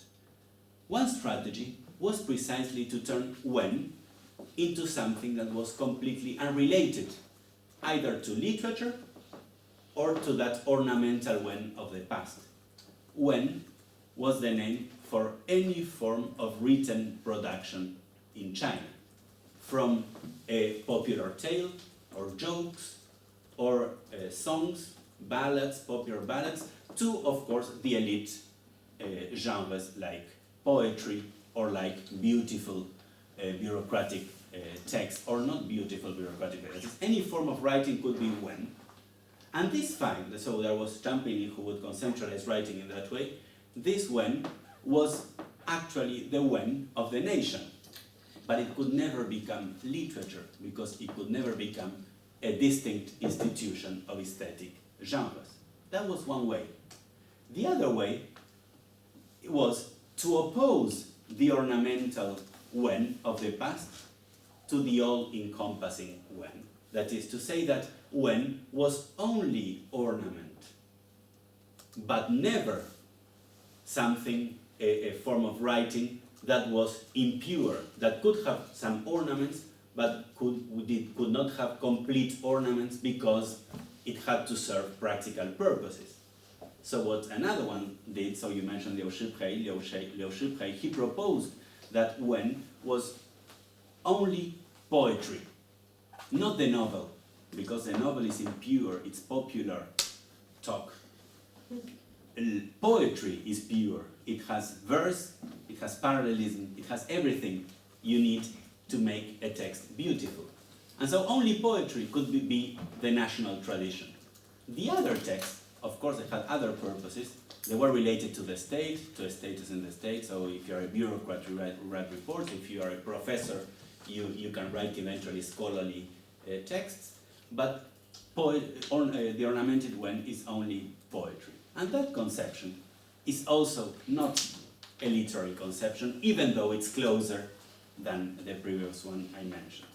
And to end my talk, I would like to say then that these different concepts, so literature is one of them, but then this ornamented wen, or this all-encompassing wen, these different conceptual strategies to reconceptualize the uses of writing at the late 19th and early 20th century. So I wouldn't say about that as Joseph Levenson, a very, very well-known historian of China, said, that what China did to the West was to enlarge the West's vocabulary. So China actually enlarged the meaning of literature. That's what one would claim.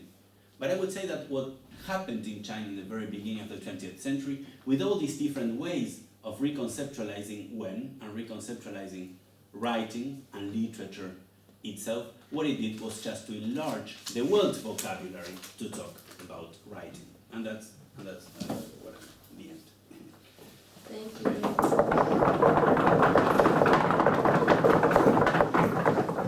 And we have time for some questions. So go ahead. You have 2 minutes. Go first.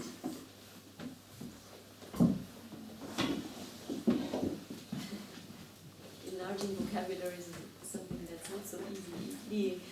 Yes. I have a question, might be partly off the topic, but those two talks bring together. I'm quite curious at how you understand the current scholarly writing in Chinese world. Because we all know, like when we're writing or reading Chinese papers, let's say academic papers or written by scholars, we get a feeling that the structure somehow, the logic is a little bit different. The way how you compose a writing is different. That's my assumption or my experience. So just now the instant thought is how did when this concept and this argumentation combine together in the current or Chinese scholarly writing? I want to know some thoughts by you. In today, because I'm quite interested in how this thought still exists in today's writing or relevant to today's writing. Well, to tell you the truth, today, for me, an academic treatise or academic book is just that. So most of them can be very badly written and become very important in the field. While in the cases, in the judicial cases we saw, to write badly could mean death, or could be being expelled from one's own position. And that makes a very strong difference in the way Wen could be conceived in the 19th century and the way we think of Wen nowadays. That's why I said once you lose this idea or this intrinsic connection between, on the one hand, this decorative connotations of Wen and this all-encompassing nature of the Wen, when it is cut, then you open the door. That's what happened at the beginning of the century to the idea of literature, to say you write science or you write bureaucracy or you write essays and the rest goes for literature. The beautiful uses go for literature. That's what I think was happening by then. That doesn't mean, even though that's what happened, that doesn't mean that literature was going to become an important institution. And that's why literature today coexists with, let's say, 国学, no? So national studies, where you could put many different things together related precisely to this idea of the written traditions of the nation. But you don't need to talk to say whether that is or not literature. You just say that there were beautiful texts in the past, and that's all. I don't know. Yeah. Hello. I think that you know that Chinese characters always have so many different meanings, and there is a basic meaning of the character. So Wen is the basic meaning. I think that is a track of everything's move. So maybe it's 文学. In this meaning, that means the characters move or the writer's thinking or the emotion of the track of them. So they record them by characters. And I think that 文学 just need a part of that, and there's not exactly translation by English or any other foreign language. And I think 我不知道你有一本书叫《文心雕龙》。对，文心雕龙就是那个。This book is very famous and it's just 5th century, and so that book is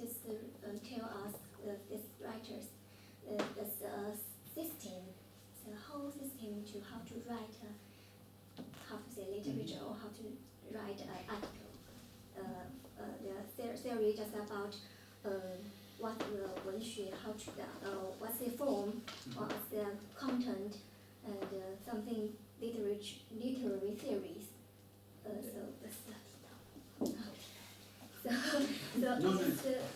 Just have some question. Maybe we just have the different define of 文学 and literature. Yeah, the thing is, it's not how literature is defined, because not in the West at the time that when Xinjiang was written, literature does not exist either. It's something very new as a concept, no? As a concept of an autonomous activity. So the strange thing is to suppose that when could ever be translated as literature. You have to do it because we talk in those terms, what can we do? But then we have tried to reconstruct how it was. So when you take a look at that treatise, at the Wenxin Diaolong, what is put under the label Wen are many things today you would never associate to the word literature. And I only gave the example of the administrative texts of an edict written by the emperor, which you wouldn't associate to literature. If you have an emperor who says, I write an edict, or I mean, not an, if that means an order given by the state, that's the analogy with, I don't know, modern times where there's no monarchy, that's not part of literature. But it was. It was because that's what the scholar officials would do. They wouldn't do, and at that time, the 小说 was not developed. Even when there was a genre called 小说, it was just small anecdotes or some anecdotes which were minor genres. They were unimportant. No, so why? Because that's not central for the scholar official to write the 小说. What's central for him is to write poetry and administrative text, and he has to do it in an elegant way. And that was when that elegance of his writing.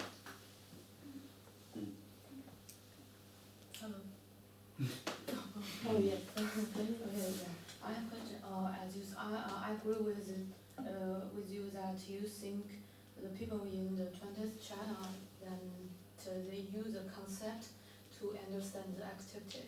So you do think when they translated the theory about the literature and others, do you think the theory is in the higher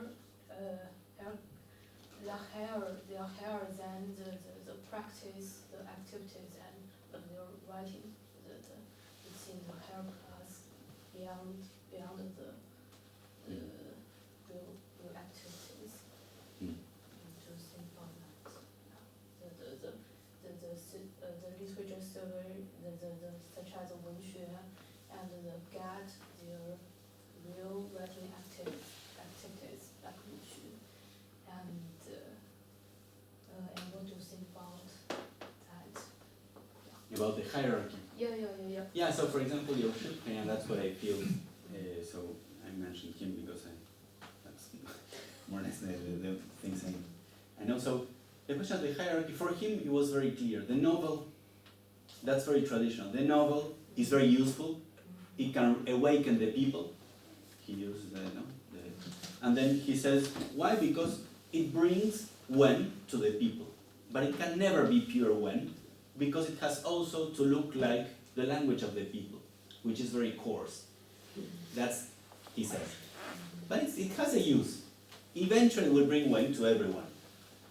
So it will dissociate Wen from that privileged layer of the scholar official class to turn it into a real national tradition. That's the use of it.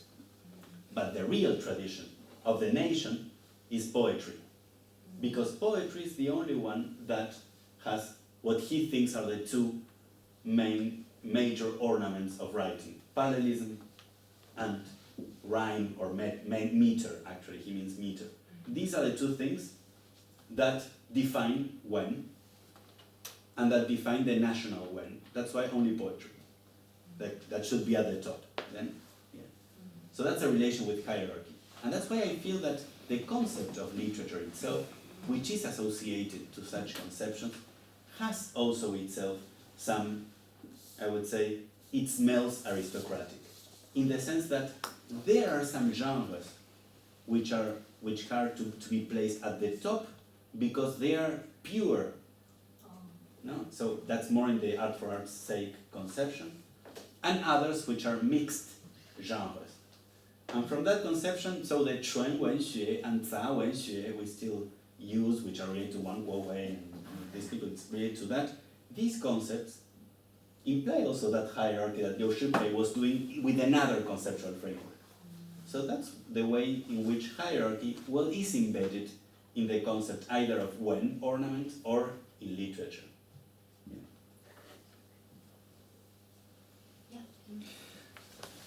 I wonder if your talk would be different if you would not pair literature with Wen, but with a specific compound noun of which Wen is only a part. Because maybe you could have done the same talking about culture, and then also take Wen as its as culture. As its or civilization, as its so-called translation or opposite in the Chinese attempts in the 19th century to have something for everything they find in the West in their tradition. So what would that be? If it's not Wen, is it Wenxue or is it? Because then you are forced to not talk only about the semantics of Wen, but also of Xue. Yeah, well, for Wenxue, so only for literature, I could have also added things. So the Wen was a Xue. Wen was a form of Xue, that is a form of learning, or it was the learning of Wen. So Wenxue could mean either Wen and learning, or the learning, the study of Wen. That was the name of that, that was what that expression meant in former times. And actually, yeah, the question is that it was a form of learning, because you're a scholar official, you come to be an imperial officer, you have to learn how to write properly. It's something you learn, you don't express, you learn. And you learn poetry, you don't express your feelings through poetry. You use very particular rules. You cannot write whatever you want. There are ritual rules and also technical rules. So it was a Xue, it was a learning in imperial time. So the question of Xue would be there. Now, if we talk about the question of culture, it is precisely associated to this all-encompassing concept of Wen. And it's also part of this, how would you say that, tear apart of all the pieces that used to compose this concept of Wen in early times, and not that early, still in the 19th century.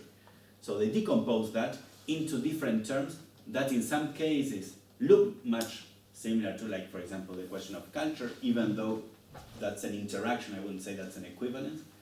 And yes, if I had to talk about culture, then I would have framed the thing differently, because I would have started with not with Lu Xun, but eventually I would have to think. My point was that you would have been probably giving much the same talk, maybe not with Lu Xun, but with some other guy at about the same time. No, because there I would have focused on Fengsu, on that is on customs. I would have included eventually writing, but that would be only one, as you said, only one part of a more general problem, which also encompasses something which is related, for example, to the rectification of the customs of the empire, which was the main activity of the emperor. And so, what was the meaning of culture in that? I mean, we could have done it, but that would be good to do it. That is another question. I have also a question. Why do you specify the beginning of Wen in the 20th century, in the 2nd century? Because do you know this book, the Book of Songs, 诗经? 诗经. Yeah, it's also I would also say it's art, a sense of when she literary. So Yeah. what do you? Why do you? Well, I think it's not Wenxue. That's the interesting thing because it's a canonical book. It's one of the books edited by the sage Confucius, who reduced both popular and courtly songs edited into one single book with 300 and something poems. And that's a book from which you take not just models for poetry, but political arguments. You could quote the Shijing to say why the sages would say this or do this and that. For example, you could say, oh, look how the Shijing would praise the king Wen of Zhou because of what he's doing. If the Shijing is praising the king Wen of Zhou, then that means that we have to follow that. You see? So it's something different. It's not it's a book of poems because the genre that is there is poems, but it's much more than that. But when you say much more, it's not literature. It's precisely the book of the sages. It's another conceptual framework. So that's what I want to do, just to understand how that is institutionally built and how that institutional building is unrelated to the concept of literature. And maybe... I was just wondering whether for the students it might have been even easier to follow if you had sort of exemplified that enriching vocabularies that Levinson is speaking of by showing how, in fact, European history also doesn't have a history of literature in the sense of the autonomous literature that you are applying. But it's actually also literature of use, etc., which sort of brings out much greater parallels with the Chinese case. And if then, in addition to showing that the Chinese case isn't so special, but actually the Chinese case is in many ways comparable to the European case, where only in the 19th century you have this idea, or 18th, 19th century begin to have this idea of the autonomy of literature really strongly. The one way we now think of literature is really imprinted by that. There may have been earlier ways.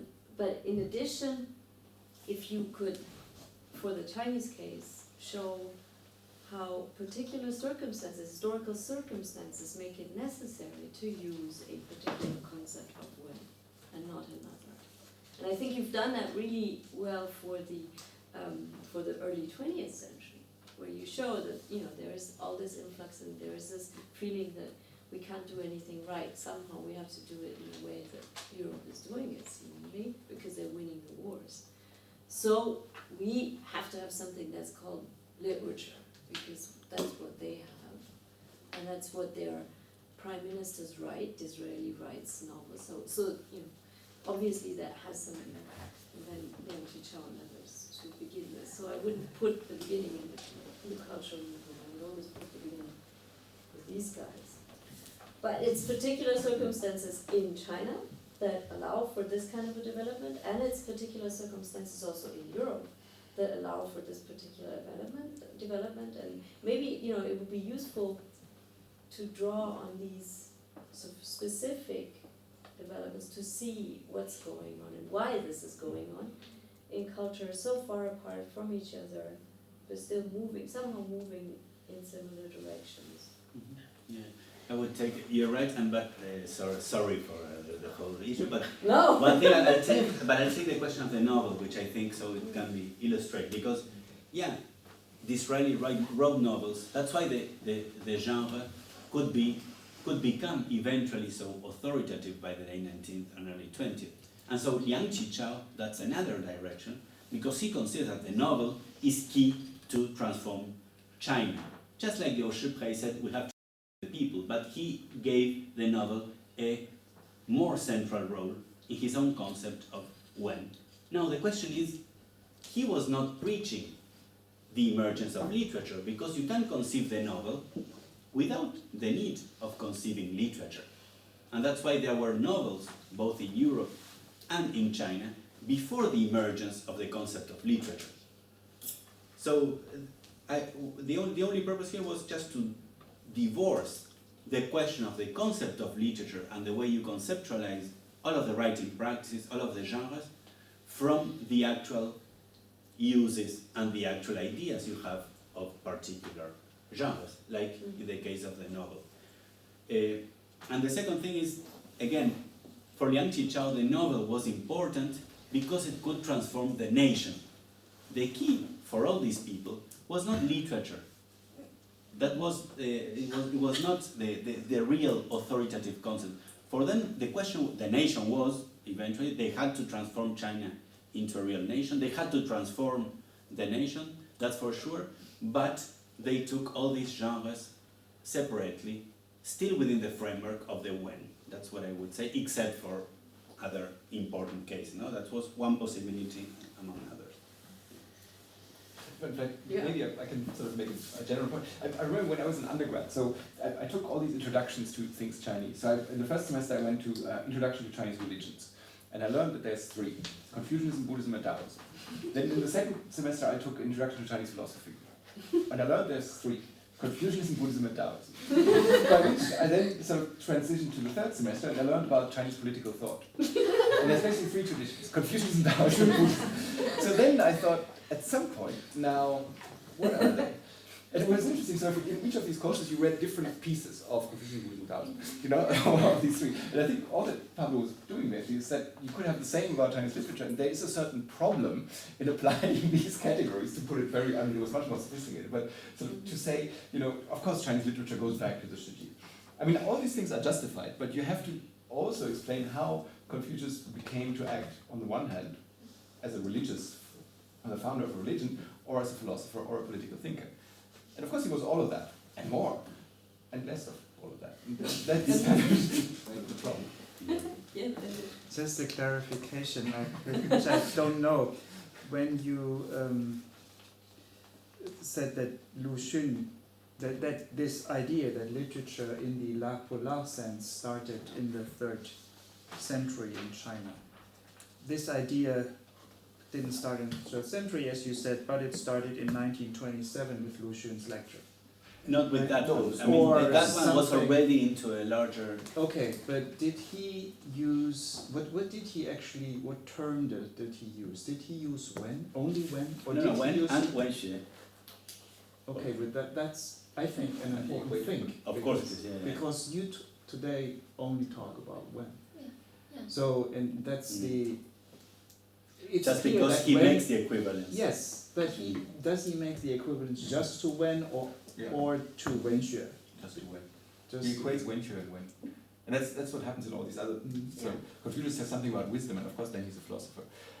You know, maybe not. You know, 90% of what he said has nothing to do with philosophy, and you don't study it in courses on Chinese philosophy, right? So I think...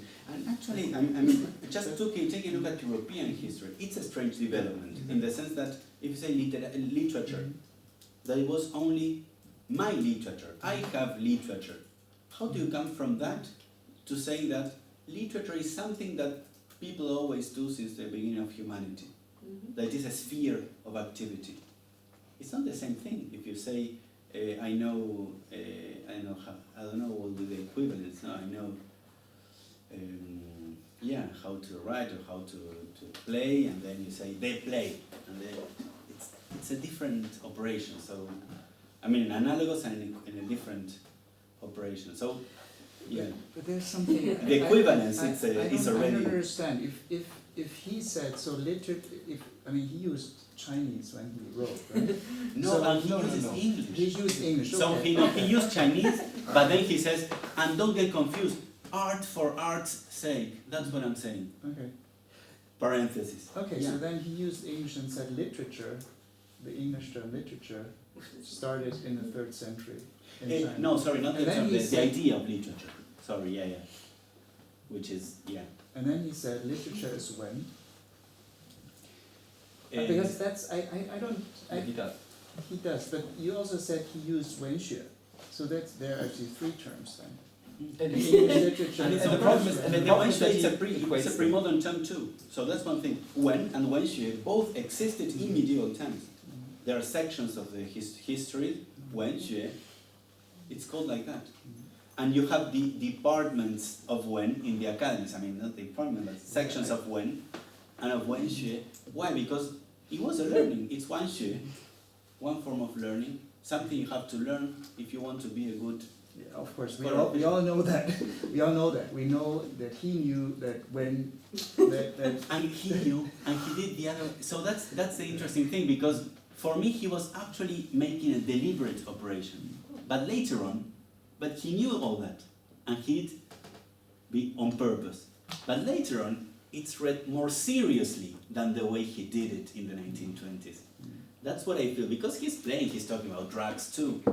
I mean, because that's his context. He says, oh, drugs, you write better, and that was he saying. He was playing. But then, if you read today, those arguments, which are quite legitimate in a way. As I said, it's not less legitimate than saying Roman literature. It's just an operation. But today it's not an operation anymore. It's part of recurrent arguments to say that literature existed and was discovered in the 3rd century. Words like this are used. Yeah.